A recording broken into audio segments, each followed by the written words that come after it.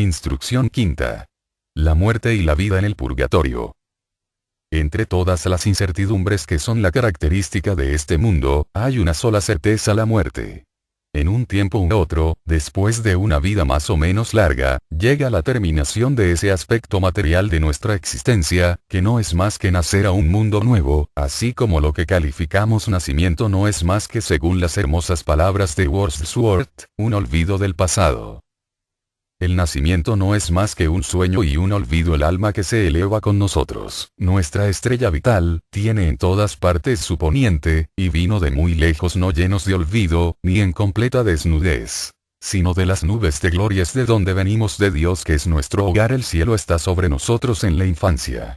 Las sombras de la cárcel empiezan a cernirse sobre el hombre naciente, pero aún ve la luz, ve de dónde fluye, y la siente en su alegría. El joven, que viene del oriente, debe seguir adelante, tranquilo como guía de la naturaleza, y esa visión espléndida lo espera en su camino. Por fin el hombre percibe su crepúsculo y la ve sumergirse en la luz del pleno día. El nacimiento y la muerte pueden considerarse como el paso de la actividad humana de un mundo a otro, y depende de nuestra propia situación el que designemos tal cambio con el nombre de nacimiento o muerte. Si el alma entra en el mundo en el que estamos viviendo, decimos que nace. Si deja nuestro plano de existencia para entrar en otro mundo, decimos que muere. Pero para el alma, el pasar de un mundo a otro no es más que trasladarse de una ciudad a otra. Ella vive inmutable, únicamente su medio ambiente y condiciones son las que han cambiado. El paso de un mundo a otro se realiza a menudo más o menos inconscientemente, como en el sueño, según dice Wordsworth, y por esa razón nuestra percepción interior queda fija sobre el mundo que hemos dejado. En la infancia el cielo está sobre nosotros en realidad. Los niños son todos clarividentes durante un tiempo más o menos largo después de nacer, y cualquiera que pasa por las puertas de la muerte tiene aún ante sí el mundo material durante algún tiempo. Si pasamos por ellas en pleno vigor físico, con fuertes lazos de familia, amigos u otros intereses, el mundo denso continuará atrayendo nuestra atención mucho más tiempo que si la muerte hubiera ocurrido en la madurez de la senectud. Cuando los lazos terrestres han quedado cortados aún antes de producirse ese cambio que llamamos muerte. Según el mismo principio, la simiente se adhiere a la pulpa de una fruta verde, mientras que es facilísimo despegarla de la fruta madura. Por lo mismo es mucho más fácil morir en avanzada edad que en la juventud. La inconsciencia que sigue generalmente al cambio de nacer o morir es debida a nuestra incapacidad para ajustar el foco instantáneamente, y es semejante a la dificultad que experimentamos al pasar de una habitación oscura a un sitio bien iluminado o viceversa. En tales casos siempre transcurre algún tiempo antes de que podamos distinguir los objetos en torno nuestro. Y así sucede con el recién nacido o con el recién muerto: ambos tienen que ajustar su foco a las nuevas condiciones. Cuando llega el momento que marca la plenitud o completación, permítase la palabra, de la vida en el mundo físico, la utilidad del cuerpo denso termina y el ego se retira de él por la cabeza, llevándose consigo la mente y el cuerpo de deseos, en la misma forma que lo hace todas las noches durante el sueño, pero ahora el cuerpo vital es inútil, así que también se retira, y cuando el cordón plateado que une los vehículos superiores a los inferiores se rompe, ya no puede soldarse más. Recordemos que el cuerpo vital está compuesto de éter superpuesto sobre los cuerpos densos de las plantas, del animal y del hombre durante la vida. El éter es materia física y por lo tanto pesa. La única razón por la que los hombres de ciencia no pueden pesarlo es porque son incapaces de juntar cierta cantidad para ponerlo en una balanza. Pero cuando se deja el cuerpo denso al morir tiene lugar una disminución de peso en todos los casos, mostrando que algo ponderable, pesado, si bien invisible, ha abandonado el cuerpo en ese momento. En 1906 el Dr. McDougall, de Boston, pesó cierto número de personas agonizantes, poniéndolas junto con sus lechos en una balanza que después equilibraba con pesos. Y se notó que el platillo que tenía los pesos bajaba súbitamente cuando los agonizantes exhalaban su último aliento. Enseguida se esparció la noticia por los Estados Unidos de que el alma había sido pesada, cosa que nunca podrá realizar nadie, porque el alma no está regida por las leyes físicas. últimamente, el profesor Twining, de Los Ángeles, creyó pesar el alma de un ratón, pero lo que los científicos pesaron realmente fue el cuerpo vital que abandona el cuerpo denso al morir. Se debe decir una palabra respecto al tratamiento de las personas agonizantes que sufren angustias indecibles en muchos casos debido al cariño malentendido de sus amigos. Administrar estimulantes es una u otra forma. El agonizante produce a este muchísimos sufrimientos. No es doloroso el salir del cuerpo, pero los estimulantes tienen el efecto de apresar al ego y obligarlo a entrar en el cuerpo con la violencia de una catapulta, haciéndolo experimentar de nuevo los sufrimientos de que acababa de escapar. Almas que ya han partido se han quejado de ello a los investigadores y una de aquellas agregó que nunca había sufrido trato en toda su vida como cuando se la obligó a estar agonizando así durante muchas horas. Lo único razonable es dejar que la naturaleza siga sola su curso cuando se ve que el fin es inevitable. Otro pecado y más grave aún contra el espíritu que se va, es dar rienda suelta a los gritos y lamentaciones de los que están cerca o en la habitación del muerto. Precisamente, después de libertarse, el ego está ocupado durante algunas horas o días en un asunto de la mayor importancia. La mayor parte del valor de la vida que acaba de terminar depende de la atención que aquel pueda prestar entonces. Si los sollozos o lamentaciones de sus seres queridos lo distraen, perderá mucho, como veremos, pero si se le fortalece con la oración y con el silencio podrá librársele de muchas tristezas en el futuro. Nunca seremos tan hermanos suyos como cuando esté pasando a través de ese Getsemaní, y si lo amamos sabiamente nos haremos acreedores a su gratitud siguiendo las instrucciones mencionadas. El hombre ha estudiado el fenómeno del nacimiento y ha creado una ciencia del nacer. Tenernos obstétricos calificados y parteras prácticas para comodidad del hijo y de la madre, para que ambos se encuentran confortablemente, pero es muy triste decirlo, necesitamos todavía una ciencia del morir. Cuando un niño va a venir al mundo desplegamos nuestra actividad en inteligentes esfuerzos. Cuando un amigo querido va a dejarnos nos quedarnos sin saber qué hacer, sin poder ayudarlo o favorecerlo de alguna manera, y, lo que es peor que todo, nos lamentamos y le producirnos sufrimiento en vez de ayuda. La ciencia física sabe que sea cual fuere la fuerza o poder que mueve al corazón no viene de afuera, sino que está dentro de ese órgano.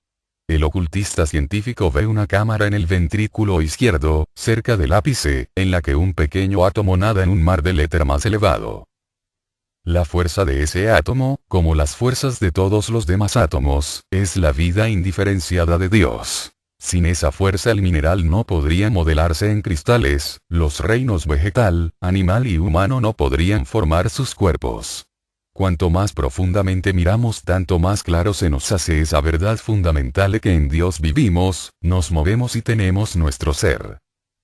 Ese átomo se llama el átomo simiente. La fuerza que está en él mueve al corazón y mantiene vivo al organismo. Todos los demás átomos del cuerpo entero deben vibrar a tono con ese átomo.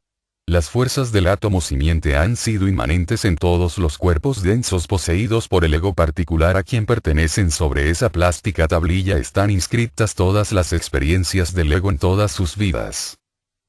Cuando volvamos a Dios, cuando todos nosotros nos hayamos convertido en uno con Dios, una vez más, esos registros que son especialmente los recuerdos de Dios subsistirán aún, y de esta manera retendremos toda nuestra individualidad. Nuestras experiencias las transmutamos, como se describirá, en facultades. El mal se transmuta en bien y el bien lo retendremos como poder para un bien mejor, pero el registro de las experiencias es de Dios y está en Dios, en el más íntimo sentido de la palabra. El cordón plateado que une los vehículos superiores a los inferiores termina en el átomo simiente en el corazón. Cuando la vida material llega a su fin en forma natural, las fuerzas del átomo simiente se retiran pasando por el nervio pneumogástrico, la parte posterior de la cabeza y por el cordón plateado, junto con los demás vehículos. Su ruptura en el corazón marca la muerte física, pero el cordón plateado no se rompe enseguida, pues en algunos casos subsiste durante varios días. El cuerpo vital es el vehículo de la percepción sensorial y, como quiera que permanece con el cuerpo de sensación y el cordón etérico los conecta aún con el abandonado cuerpo denso, es evidente que hasta que el cordón se corte debe haber cierta sensación que puede experimentar el ego posiblemente si se molesta a su cuerpo denso. De esta manera se le puede producir dolor al extraerle la sangre o al inyectarle fluidos para embalsamarlo, cuando se abre el cuerpo para la autopsia o cuando se lo quema. El autor conoce un caso en el que un cirujano amputó 3 dedos a una persona viva anestesiada. Luego arrojó los dedos cortados al fuego e inmediatamente el paciente comenzó a sentir un escozor, debido a que la rápida desintegración de los dedos materiales produjo una desintegración igualmente rápida de los dedos etéricos que los conectaban a los vehículos superiores. De la misma manera cualquier otra molestia afecta al espíritu desencarnado desde pocas horas hasta 3 días y medio después de la muerte. Entonces se corta toda conexión y el cuerpo comienza a desintegrarse. Por lo tanto, hay que tener sumo cuidado de no producir molestias al espíritu haciendo tales cosas. Si las leyes u otras circunstancias no permiten se conserve el cadáver quieto en la habitación donde tuvo lugar la muerta, durante pocos días, puédese enterrar por algún tiempo al menos entonces tratarlo en la forma que se quiera. La quietud y la oración son de enorme beneficio y si amamos sabiamente al espíritu que ha partido hacemos acreedores a su gratitud póstuma siguiendo esas indicaciones. En la instrucción tercera dijimos que el cuerpo vital es el que tiene las memorias conscientes y subconscientes a la vez. Sobre ese cuerpo quedan grabadas indeleblemente todas las experiencias y actos de la vida pasada, como si fuera una placa fotográfica. Cuando el ego lo retira del cuerpo denso, toda la vida se abre el ojo de la mente, tal como la tiene registrada la memoria consciente. La separación parcial del cuerpo vital es lo que una persona que se esté ahogando ve a toda su vida pasada, pero entonces la ve únicamente como un relámpago, el que cede a la inconsciencia. El cordón plateado permanece intacto pues de lo contrario no habría resurrección posible. En el caso de un espíritu agonizante, el movimiento es más lento. El hombre permanece como un espectador mientras se suceden las imágenes unas a otras, desde la muerte al nacimiento. Así se ven primeramente, los sucesos recién anteriores a la muerte, después los años de la virilidad se van desarrollando hacia atrás. Juventud, adolescencia e infancia le siguen, hasta que se termina por el nacimiento. El hombre, sin embargo, no tiene el menor sentimiento sobre ello en ese intervalo. El fin perseguido es sencillamente que el panorama se imprima en el cuerpo de deseos, que es el asiento del sentimiento, y de esa impresión se sacará el sentimiento cuando el ego entre en el mundo del deseo, pero se debe notar que la intensidad del sentimiento realizado depende de la longitud de tiempo empleado en el proceso de imprimirlo y de la atención prestada por el hombre a ello. Si no se le molesta durante un largo periodo de tiempo con llantos, ruidos e histerismos, se producirá una impresión clara y nítida sobre el cuerpo de deseos. Entonces sentirá el mal que ha hecho mucho más agudamente en el purgatorio y vigorizará muchísimo más sus buenas cualidades en el cielo, y aunque la memoria se pierda en la vida futura, el sentimiento subsistirá, en esa silenciosa y constante voz interna. Si los sentimientos se hubieran impreso fuertemente en el cuerpo de deseos del ego, esa voz hablaría en términos claros y precisos. Lo impelería irresistiblemente obligándolo a desistir de hacer lo que le produjo un dolor en la vida anterior, impulsándolo en cambio a hacer lo que es bueno. Por lo tanto, el panorama se descorre hacia atrás para que el ego vea primero los efectos y después las causas subyacentes. En cuanto a lo que determina la duración del panorama debemos recordar que la paralización del cuerpo vital es lo que forzó a salir a los vehículos superiores después de la muerte, así que, ahora también, cuando el cuerpo vital se paraliza, el ego se ve obligado a retirarse y el panorama termina. La duración del panorama depende, por lo tanto, del tiempo que una persona pueda mantenerse despierta cuando es necesario. Algunas personas solo pueden estar despiertas pocas horas, otras pueden estarlo durante algunos días, dependiendo ello de la fuerza de su cuerpo vital. Cuando el ego ha dejado su cuerpo vital, este es atraído por el cuerpo denso, y aquel queda flotando sobre la tumba, sincrónicamente con el segundo, y es una visión nauseabunda para un clarividente, el pasar por un cementerio y contemplar esos cuerpos vitales cuyo estado de putrefacción indica claramente el estado del cadáver físico. Si hubiera más clarividentes, se adoptaría enseguida la cremación, como medio de proteger nuestros sentimientos, ya que no por razones sanitarias. Cuando el ego se ha libertado del cuerpo vital, su último lazo con el mundo físico se rompe y entonces penetra en el mundo del deseo. La forma ovoide del cuerpo de deseos cambia ahora asumiendo una semejante a la del perdido cuerpo denso. Existe, no obstante, una disposición particular de los materiales de que está formado, lo que es muy significativo respecto a la clase de vida que se tendrá allí. El cuerpo de deseos del hombre está compuesto por materia de todas las 7 regiones del mundo del deseo, así como un cuerpo denso está formado por sólidos, líquidos y gases de este mundo, pero la cantidad de materia de cada región que entra en la composición del cuerpo de deseos del hombre, depende de la naturaleza de los deseos que él haya abrigado. Los deseos groseros están formados por materia de deseos densa, que pertenece a la región inferior del mundo del deseo. Si un hombre ama groseramente, construye un cuerpo de deseos grosero, en el que predominará la materia de las regiones inferiores.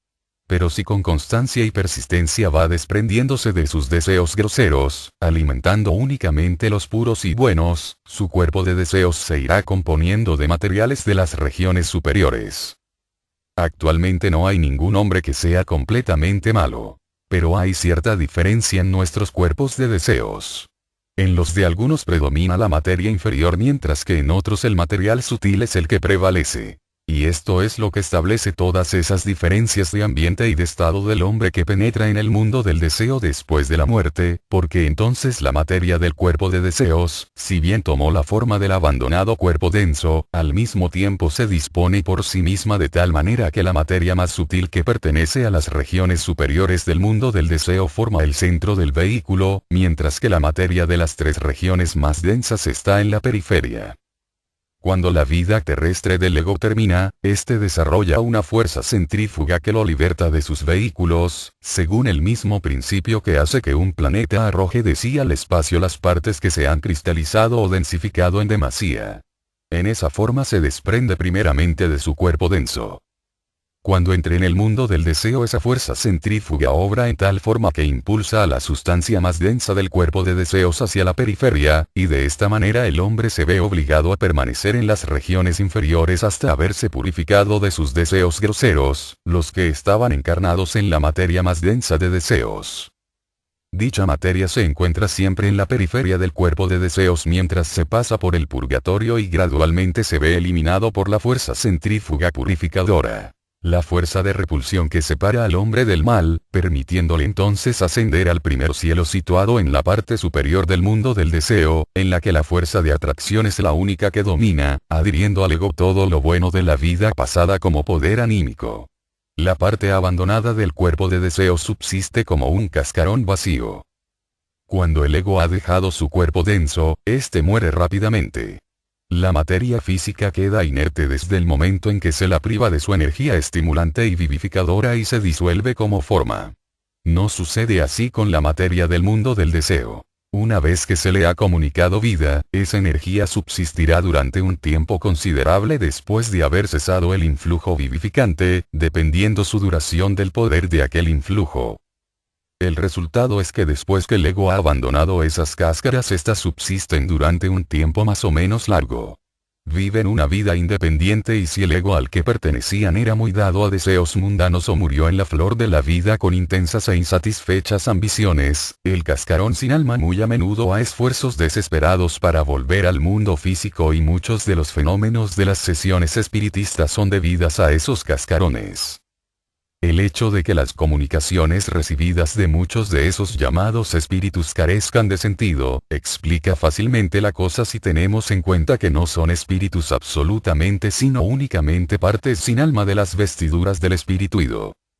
Tienen memoria de la vida pasada, debido al panorama que en esos cascarones se imprimió después de la muerte y eso les permite, a veces, imponerse a la familia del difunto relatándoles incidentes solo de ella conocidos, pero el hecho es que no son más que un vestido gastado del ego, dotado de vida independiente durante algún tiempo. No siempre, sin embargo, permanecen esos cascarones sin alma, porque hay diferentes clases de seres en el mundo del deseo, cuya evolución se desarrolla naturalmente allí. Los hay buenos y los hay malos, como entre los hombres. Generalmente se los clasifica bajo el nombre de elementales, aunque difieren muchísimo en apariencia, inteligencia y características. Trataremos de ellos solamente en cuanto su influencia afecta a los estados post-mortem del hombre. Ocurre algunas veces, especialmente cuando el hombre ha tenido la costumbre de invocar espíritus, que estos seres tomen posesión de su cuerpo denso en la vida terrestre y lo conviertan en un medium irresponsable. Al principio, generalmente lo deslumbran con enseñanzas aparentemente elevadas, pero gradualmente lo conducen a una horrenda inmoralidad y lo que es peor que todo, toman posesión de su cuerpo de deseos apenas lo ha abandonado para ascender al primer cielo. Como los impulsos contenidos en el cuerpo de deseos son la base de la vida celeste y también los resortes de la acción que obligan al hombre a renacer para proseguir su crecimiento, esto es por supuesto, un asunto muy grave, porque toda la evolución del hombre puede estancarse durante edades antes de que el elemental se desprenda de ese cuerpo de deseos. Estos elementales son los que producen muchos de los fenómenos espiritistas, en los que se despliega más inteligencia de la que puede exteriorizar un simple cascarón sin alma, y especialmente en las materializaciones, por lo menos. Aunque los cascarones puedan tomar parte, los fenómenos están siempre dirigidos por un ser inteligente. La diferencia entre un medium materializador y una persona ordinaria es que la conexión entre el cuerpo denso y el cuerpo vital es más débil en el medium, así que se puede sacar parte del cuerpo vital del último y a veces hasta gases y líquidos del cuerpo denso del medium empleándolos para formar los cuerpos de las apariciones. Esta extracción y el proceso de envolverse en los cascarones lo realizan generalmente los elementales, quienes extraen el cuerpo vital del medium por el vaso. Por regla general el cuerpo de un medium se debilita muchísimo en consecuencia.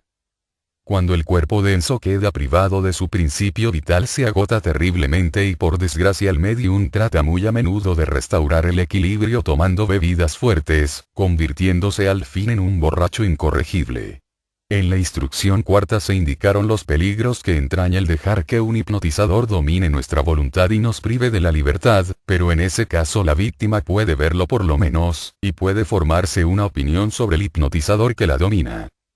En el caso del medium el peligro está multiplicado 1000 veces, porque no se puede ver cuál es la influencia dominadora, la muerte del hipnotizador liberta a sus víctimas, pero el mayor peligro para el medium existe después de la muerte. Por lo tanto un estado negativo en el que todo el cuerpo aunque más no sea que la mano de una persona es usada mecánicamente, sin contar con la voluntad individual es muy arriesgado.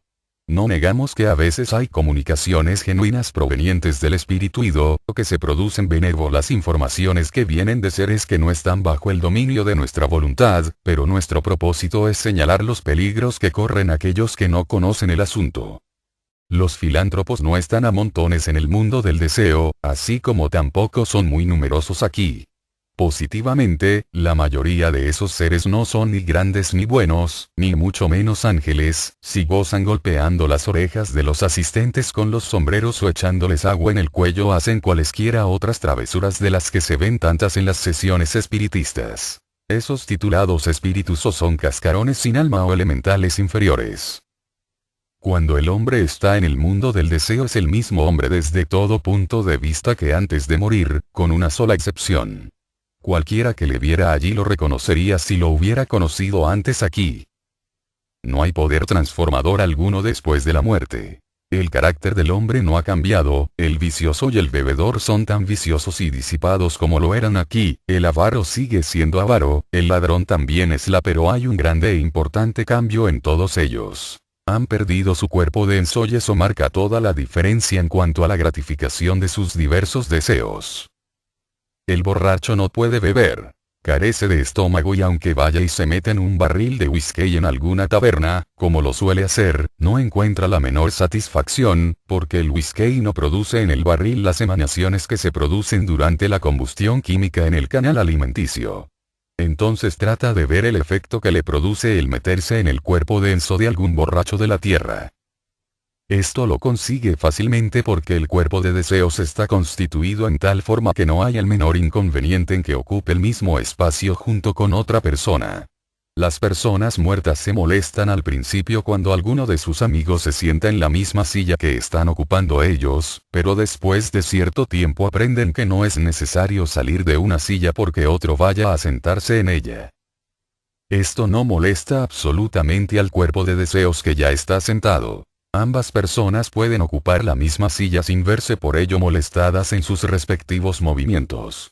Así que el bebedor entra en el cuerpo de deseos de otros que están bebiendo, pero ni aun esto le produce satisfacción alguna y por consiguiente sufre los tormentos de tántalo, hasta que por último el deseo se quema a sí mismo por falta de gratificación, como cualquier otro deseo, aun en la misma vida física. Esto es el purgatorio, y se notará que no hay deidad vengativa alguna ni ningún diablo que castigue, sino que los malos deseos cultivados en la vida terrestre, imposibles de gratificar en el mundo del deseos, son los que producen esos sufrimientos hasta el momento en que se queman por sí mismo. Este sufrimiento es estrictamente proporcional a la fuerza del mal hábito. Tomemos el caso del avaro. Ama al oro tan intensamente después de la muerte como antes, pero ya no puede juntar más. No tiene manos físicas para tomarlo, ya no puede proteger lo que tenía. Puede sentarse ante su caja de hierro y ponerse a observarlo, pero sus herederos quizás vengan y le echarán mano, llevándose su querido oro y riéndose del viejo miserable, mientras éste está cerca sufriendo un espasmo de rabia y mortificación. Por último, sin embargo, aprende a contenerse. Automáticamente se va purificando de su avaricia, como el bebedor de su amor a la bebida, mediante la ley de consecuencia, la que borra los defectos o faltas de una persona en forma impersonal. En verdad no hay castigo alguno, todo sufrimiento es debido a los hábitos adquiridos, y está estrictamente proporcionado a ellos. Benévolamente la ley nos quita nuestros defectos, así que debido a esa purificación nacemos inocentes y podemos adquirir más fácilmente la virtud cuando de nuevo seamos tentados, escuchando la voz de la conciencia que nos previene. Cada mal acto, por lo menos es un acto voluntario. Mientras nuestros malos hábitos son tratados de esa manera, nuestras acciones malas específicas de la vida pasada son tratadas en la misma forma automática por medio del panorama de la vida impresa en el cuerpo de deseos. Ese panorama comienza a desarrollarse hacia atrás desde la muerte al nacimiento, después de nuestra entrada en el mundo del deseo.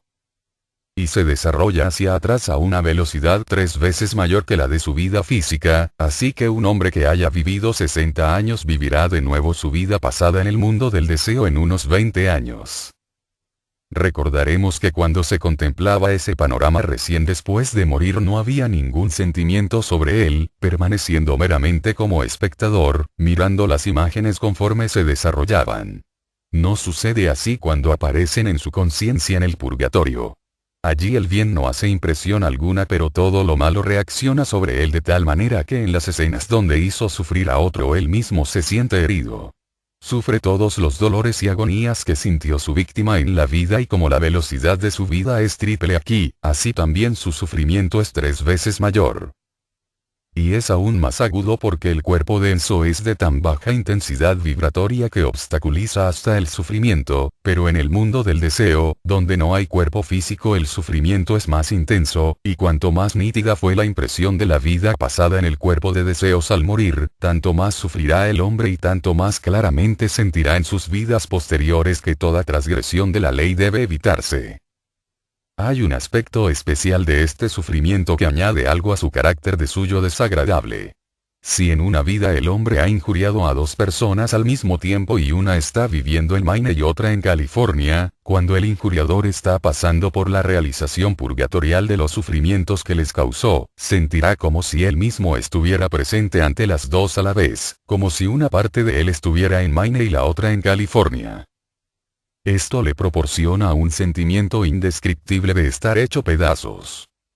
Hay 2 clases de personas para quienes el proceso purgatorial no comienza inmediatamente: los suicidas y los asesinados.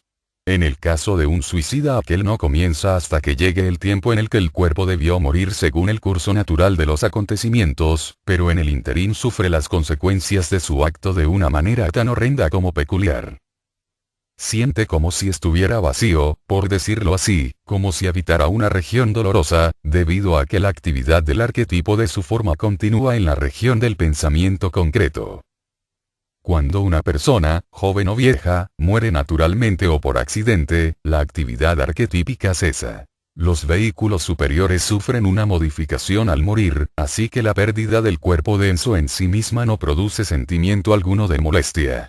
Pero el suicida no experimenta tal modificación hasta que el arquetipo de su cuerpo cesa de trabajar en el momento en el que debió ocurrir la muerte natural. El espacio que su cuerpo denso debía ocupar está vacío, porque el arquetipo está hueco, y esto hace sufrir indescriptiblemente.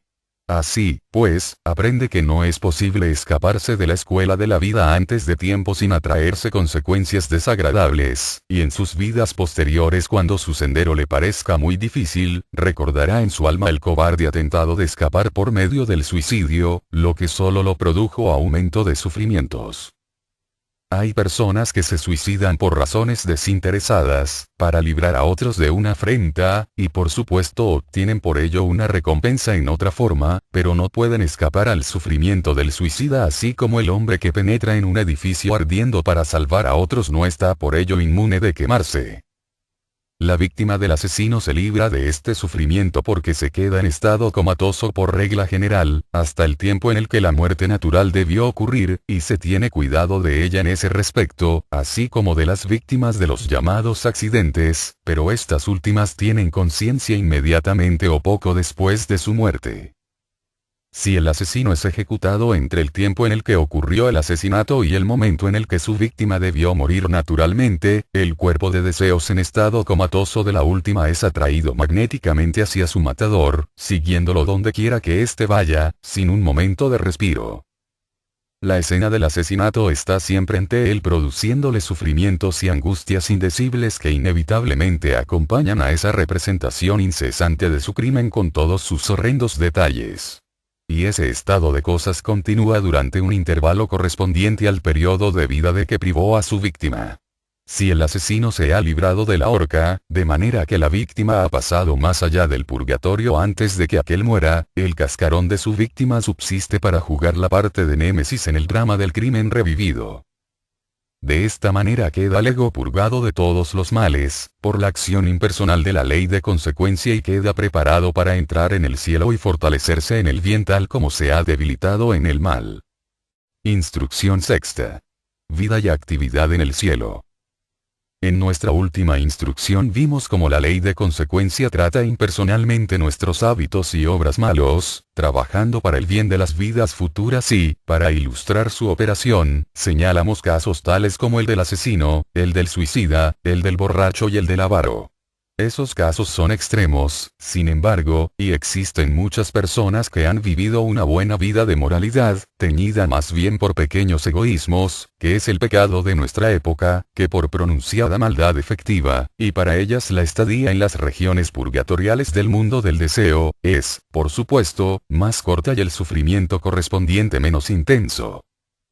A su debido tiempo todos pasan a las regiones superiores del mundo del deseo, donde está situado el primer cielo. Esta es la tierra del veraneo, el Summerland, de los espiritistas. Las imaginaciones y pensamiento de las personas, generados durante la vida, son los que crean las formas que actualmente ven en su imaginación.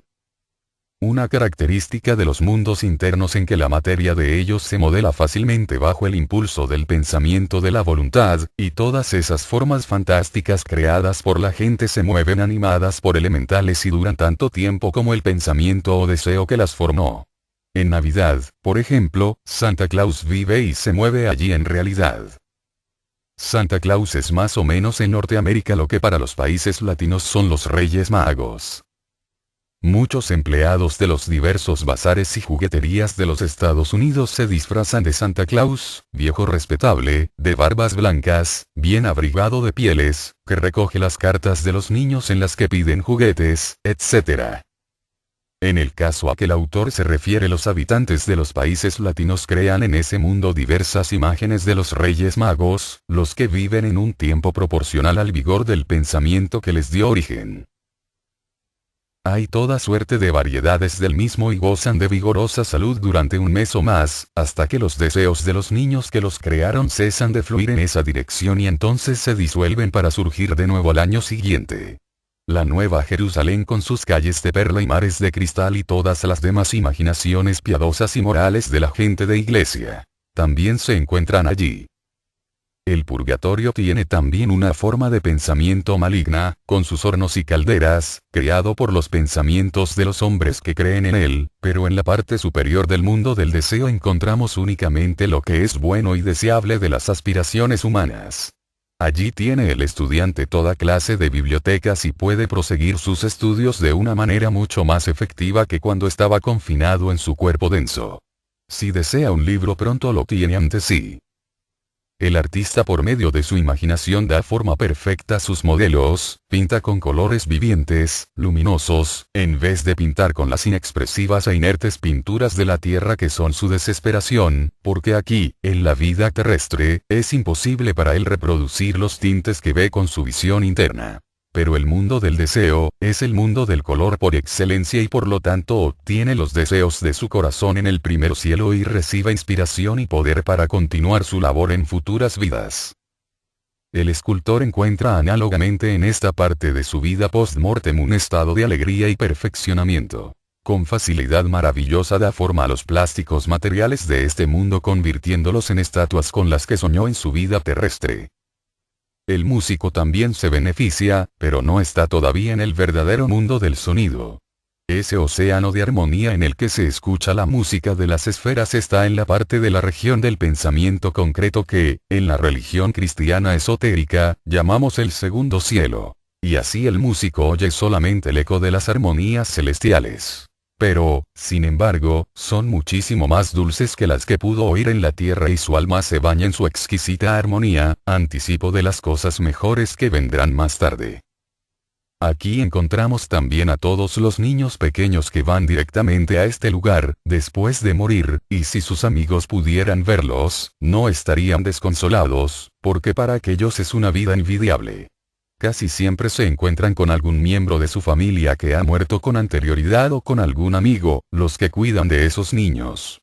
Hay también personas que juntan un gran tesoro para ellas mismas empleando buena parte de su tiempo en inventar juegos y juguetes para los pequeños, y de esa suerte la vida en el primer cielo se desliza hermosísimamente para los niños, no descuidándose en manera alguna su instrucción. Se les agrupa en clases, no solamente de acuerdo con sus edades y capacidades, sino de acuerdo con su temperamento, y se les instruye especialmente sobre los efectos que producen los deseos y las emociones, cosa que puede hacerse fácilmente en un mundo en el que esos efectos pueden demostrarse objetivamente.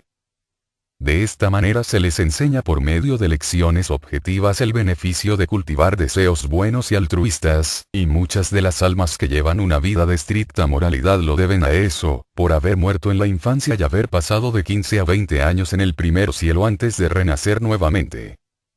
Se pregunta a menudo por qué mueren los niños.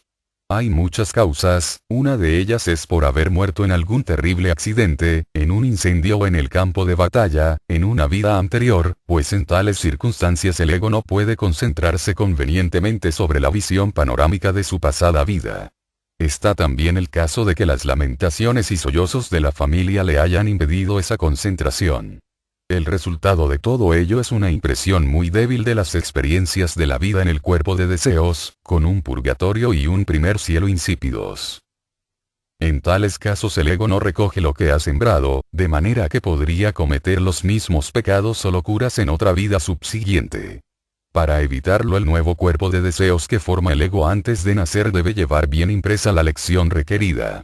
El ego está siempre inconsciente de que está dirigiéndose a renacer, cegado por la materia que se va agrupando en torno a él, así como nosotros estamos cegados cuando entramos en una casa obscura en un día lleno de sol. Únicamente después del nacimiento vuelve la percepción interna en cierto grado. Entonces, cuando pasa por la muerte y va al primer cielo, se le enseñan objetivamente de diferentes maneras las lecciones que debió haber aprendido en su pasaje anterior de la vida precedente. Cuando se ha aprendido la lección y se ha impreso sobre el aún no nacido cuerpo de deseos, el ego renace en la tierra y el proceso continúa en la forma ordinaria. Los niños que mueren antes de los 7 años han nacido solamente en lo que atañe a sus cuerpos denso y vital y no son responsables ante la ley de consecuencia. Aún hasta los 12 o 14 años el cuerpo de deseos está en proceso de gestación, como se explicará más ampliamente en la próxima instrucción, y como aún no ha nacido no puede morir, siendo los cuerpos denso y vital los únicos que se disgregan cuando el niño muere. Este retiene su cuerpo de deseos y su mente hasta el próximo nacimiento.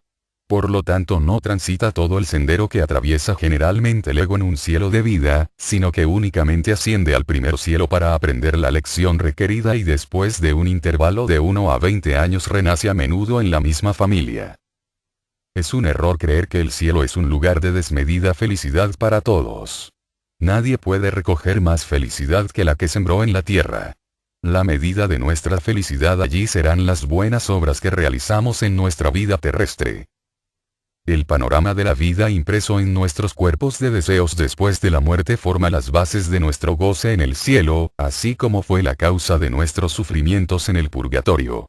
Recordaremos que conforme al panorama de la vida pasada se desarrollaba en el purgatorio, únicamente las escenas en las que habíamos injuriado o herido a alguien son las que producían sufrimientos. En el primer cielo únicamente los buenos deseos y los actos desinteresados son los que producen sentimientos de felicidad.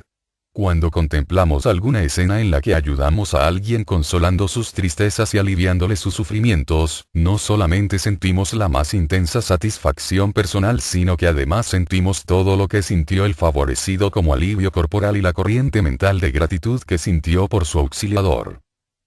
No importa que aquel conociera o no al que ayudó. El sentimiento que emitió cuando lo ayudamos se realizará allí, independientemente de toda otra circunstancia. Por otro lado, si hemos quedado agradecidos a nuestros benefactores sentiremos el mismo sentimiento de alivio de toda incomodidad y nueva gratitud por el que nos ayudó. Como que todos estos sentimientos y deseos se disuelven en el ego por las fuerzas espirituales alquímicas generadas cuando se están realizando allí, y como que sufren además una transmutación convirtiéndose en facultades empleables en las futuras encarnaciones, se ve fácilmente cuán importante es para nuestro propio crecimiento anímico el que sintamos y expresemos nuestra gratitud por los favores que se nos hagan, porque así echaremos las bases de nuevos favores esta y otras vidas futuras a la vez. Se dice que el Señor ama al que se complace en dar. Y es igualmente cierto que la ley de consecuencia ama al corazón agradecido. Cuando se considera el dar debemos prevenirnos contra la falaz idea de que únicamente el hombre adinerado puede dar. Las donaciones hechas sin discernimiento son una maldición tanto para el dador como para el que las recibe. Únicamente cuando el dador da también su mente y su corazón puede ser el oro de algún valor. Porque, ¿qué es el oro sin cariño si se compara con la simpatía? Expresiones de fe y palabras de aliento pueden comunicar valor al hombre para ir y vencer, excitando su ambición podemos ayudarlo a ayudarse a sí mismo mientras que una ayuda financiera lo haría dependiente de nosotros. Cuando demos, démonos nosotros mismos primeramente. La ética del dar, con el efecto sobre el dador en forma de lección espiritual, está hermosísimamente descrita en la visión de Sir Launfal de Lommel. El joven y ambicioso caballero, Sir Launfal, cubierto por su brillante armadura y regiamente vestido, sale de su castillo para ir en busca del Santo Grial. En su coraza brilla la cruz, el símbolo de la benevolencia y ternura de nuestro Salvador, el humilde y amante, pero el corazón del caballero está lleno de orgullo y desdén altivo para el pobre y el necesitado. Encuentra a un leproso pidiendo limosna y con gesto desdeñoso arrójale una moneda de oro, como si arrojara un hueso a un can hambriento, pero el leproso no alzó el oro del polvo y dijo: «Mejor para mí es la corteza del pan del pobre. Mejor la bendición de éste, si tengo que volver con las manos vacías».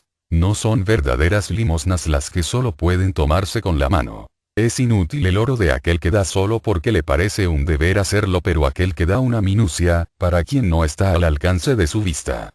Ese hilo de belleza, sostenedor universal, que todo lo penetra y lo une, la mano no puede abarcar toda su limosna, el corazón ansioso extiende sus brazos. Porque un Dios acompaña y provee al alma que antes estaba pereciendo en la oscuridad.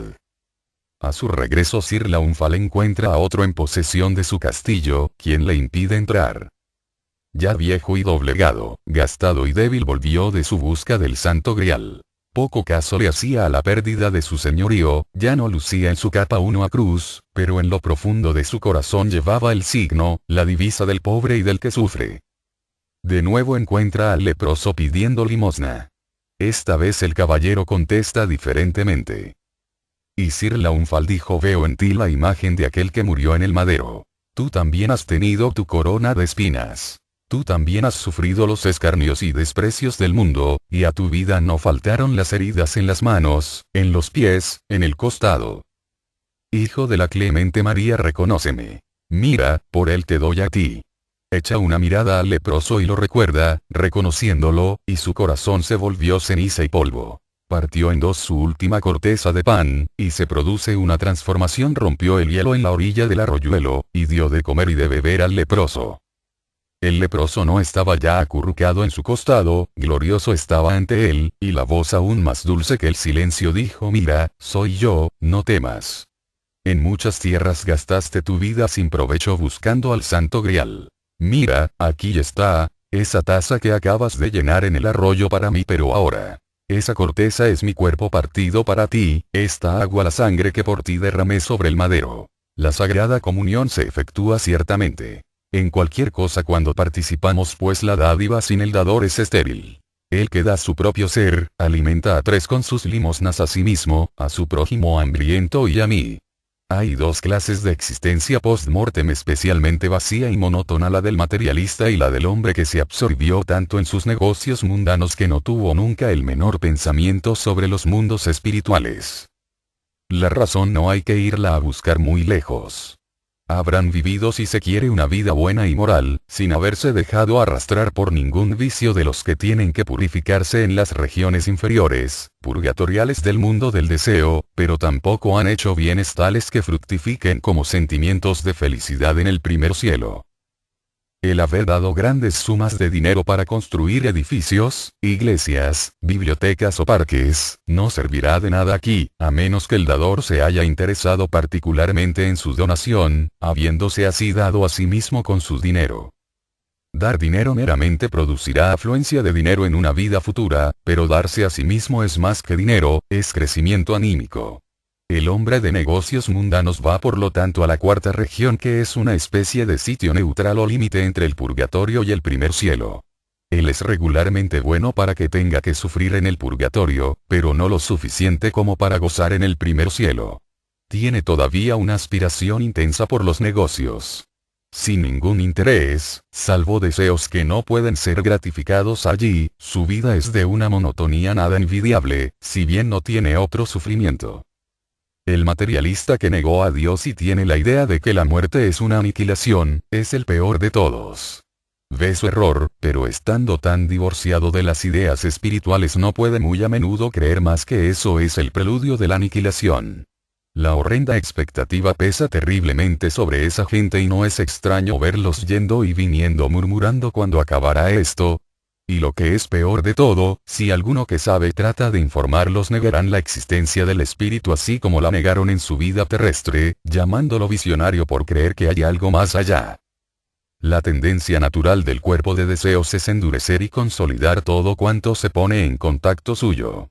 El pensamiento materialista acentúa esta tendencia en tal extensión que muy a menudo produce como resultado, en las vidas sucesivas, esa enfermedad horrenda, la consunción, que no es más que un endurecimiento de los pulmones.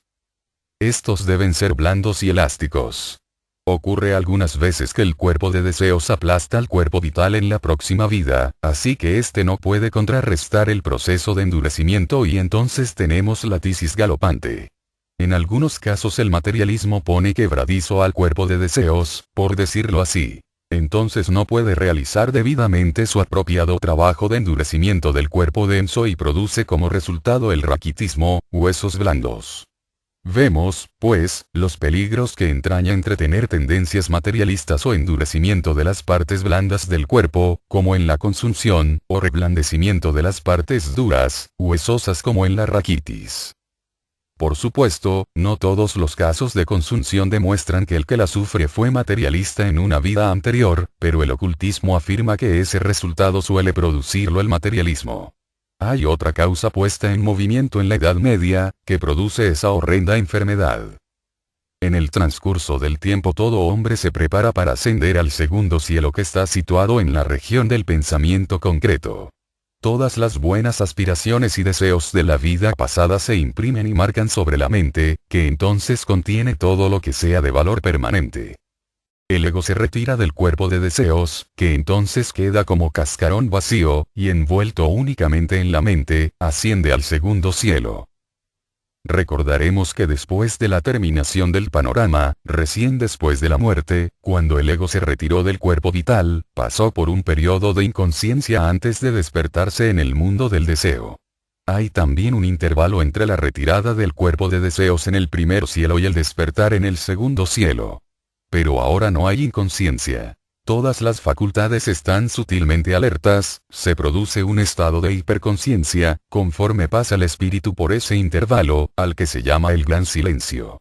No importa lo materialista que un hombre haya sido en la tierra, ese estado de su mente se ha desvanecido ahora, y el hombre sabe que es inherentemente divino cuando alcanza ese gran silencio que es el portal de su morada celestial.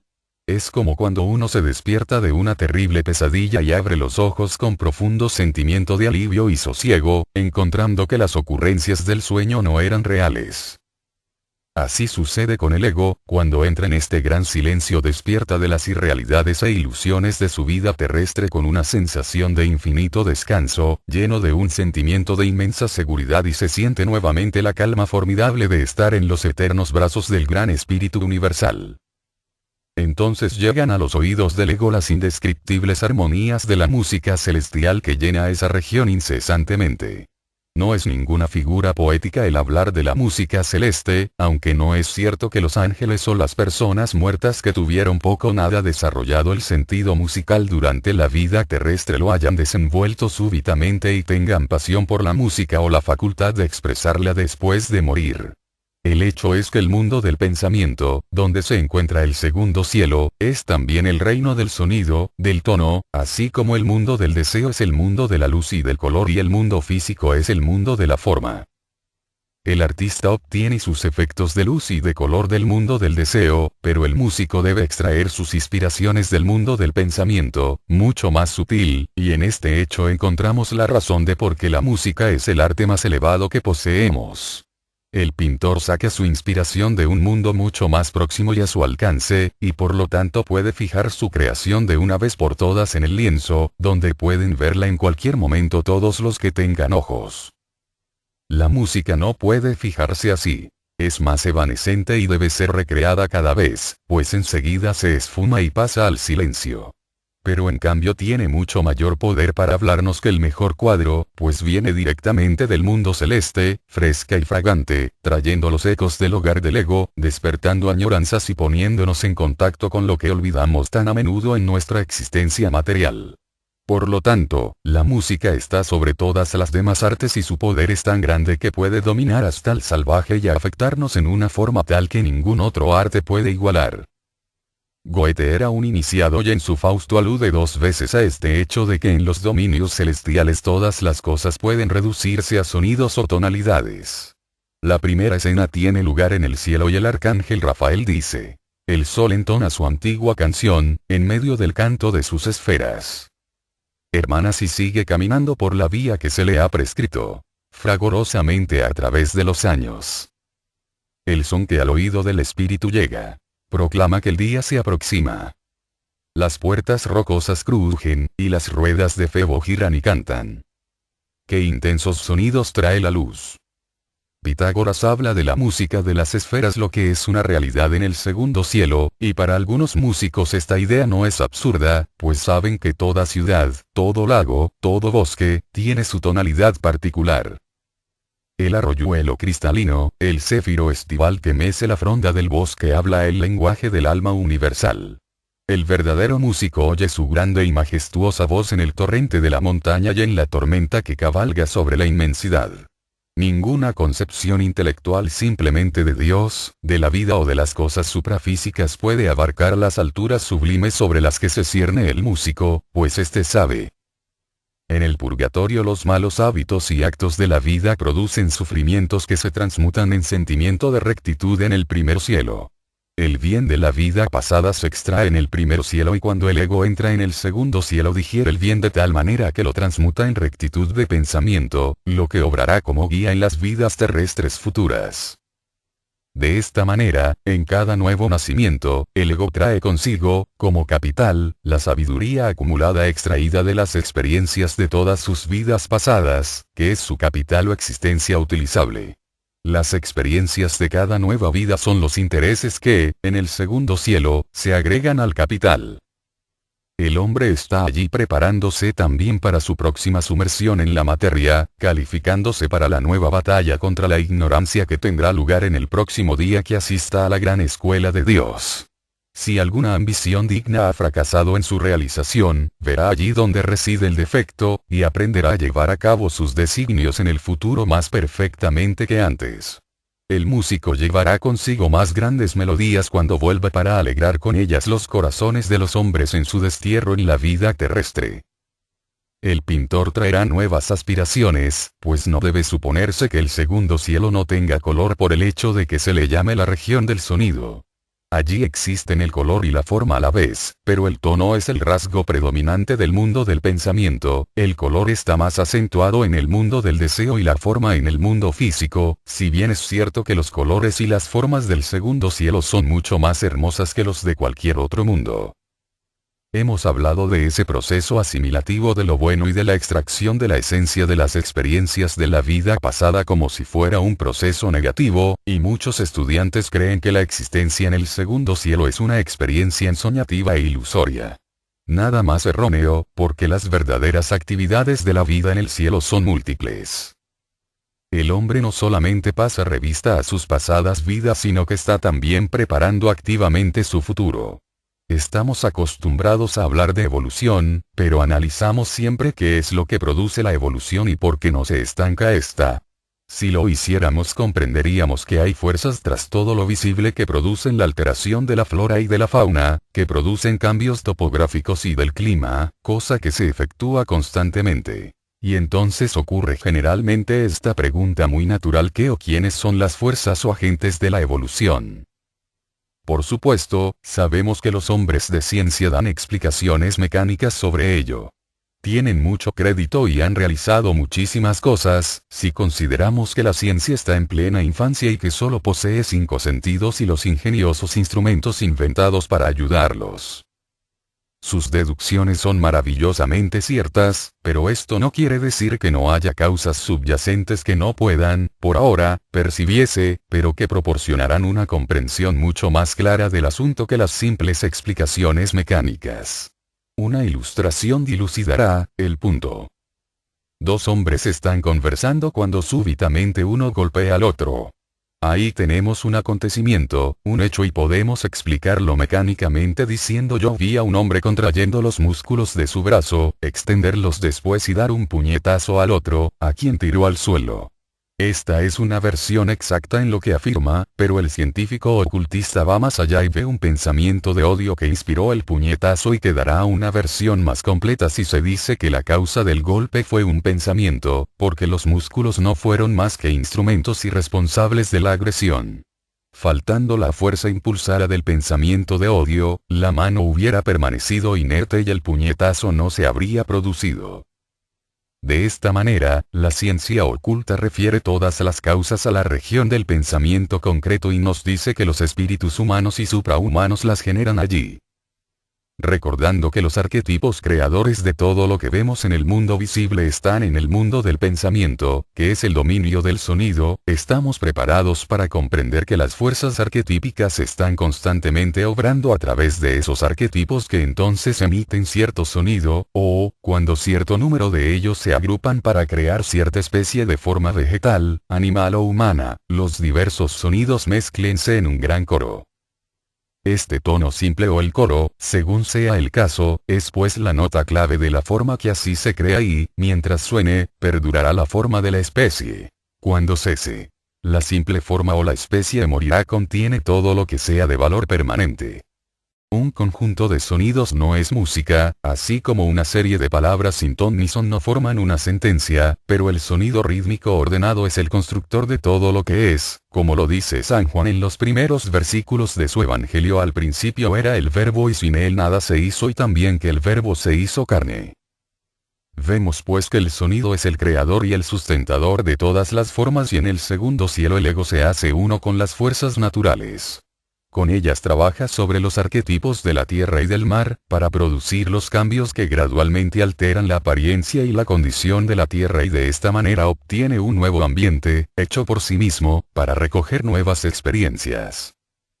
En su trabajo está dirigido por los grandes instructores que pertenecen a las jerarquías creadoras llamadas ángeles, arcángeles y por otros nombres, quienes son ministros de Dios. Instruyen al ego conscientemente entonces en el arte divino de crear, tanto en cuanto al mundo se refiere como en los objetos que en él se encuentran.